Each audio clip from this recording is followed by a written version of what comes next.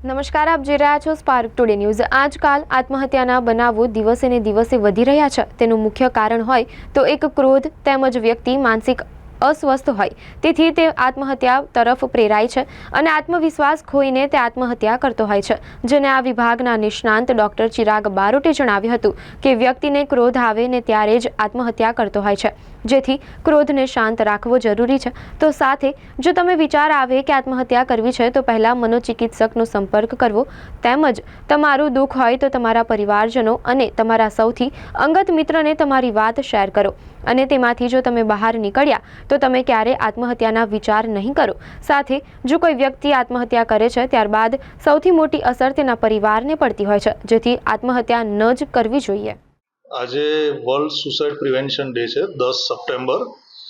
આ દિવસનું મહત્વ એ છે કે આપણે જોતા હોઈશું અત્યારે રોજબરોજના જીવનમાં છાપા વાંચીએ, ન્યૂઝ જોઈએ ત્યારે કે દિવસના ઓછામાં ઓછા 3-4 જણા લોકો આત્મહત્યા કરતા હોય છે, કદાચ વધારે પણ ક્યારેક થઈ જતી હોય છે।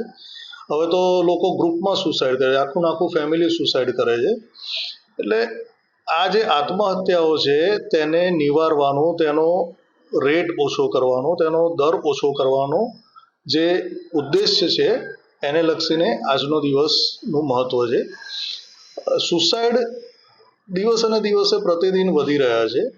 માણસોમાં ફ્રસ્ટ્રેશન ટોલરન્સ ઓછો થઈ ગયો છે, સહનશક્તિ ઓછી થઈ રહી છે, લાઈફસ્ટાઈલ ચેન્જ થઈ રહી છે। એટલે ઘણા પરિબળો છે સુસાઇડ કરવાના। માણસો જે સુસાઇડ કરતા હોય છે એની પાછળ ઘણા કારણો છે, પણ માનસિક સ્વાસ્થ્ય સારું હોય તે વ્યક્તિ આવું કરે નહીં।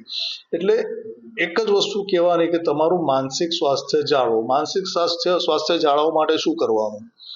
તો બને ત્યાં સુધી જીવનને તમે નિયમ પ્રમાણે ચાલો, અબાઇડ બાય ધ લોઝ, એટલે કાયદાઓને અનુસરીને ચાલો, વ્યસનોથી દૂર રહો અને બને તેટલો પ્રેમ આપો અને પ્રેમ મેળવો। જો આવું થશે તો સુસાઇડનો રેટ ચોક્કસ ઓછો થશે। વળી એક વસ્તુ બીજી પણ છે કે સુસાઇડ ઘણી વખતે આવેશમાં આવીને કરવામાં આવે છે। માણસે વિચાર્યું નથી હોતું, પણ અચાનક એવો આવેશ આવી જાય, એવો કોઈ ઇમ્પલ્સ આવી જાય અને વ્યક્તિ સુસાઇડ કરવા પ્રેરાઈ જાય છે। આવો આવેશ ક્યારે આવે? તો જ્યારે બહુ ગુસ્સો હોય ત્યારે આવે, કોઈ સબસ્ટન્સ એટલે કે કોઈ પદાર્થનું સેવન કર્યું હોય ત્યારે આવો આવેગ આવે।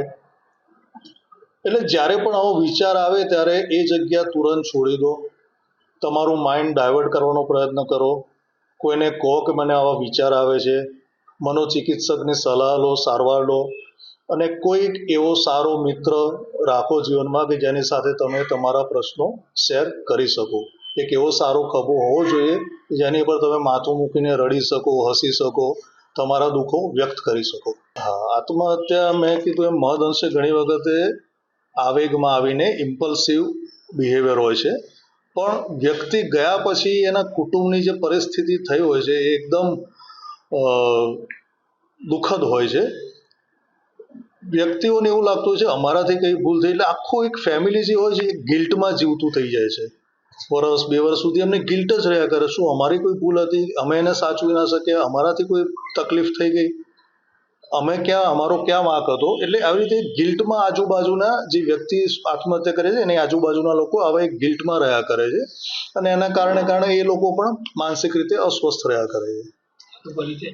Doctor Chirag Barot, associate professor, medical college, Baroda.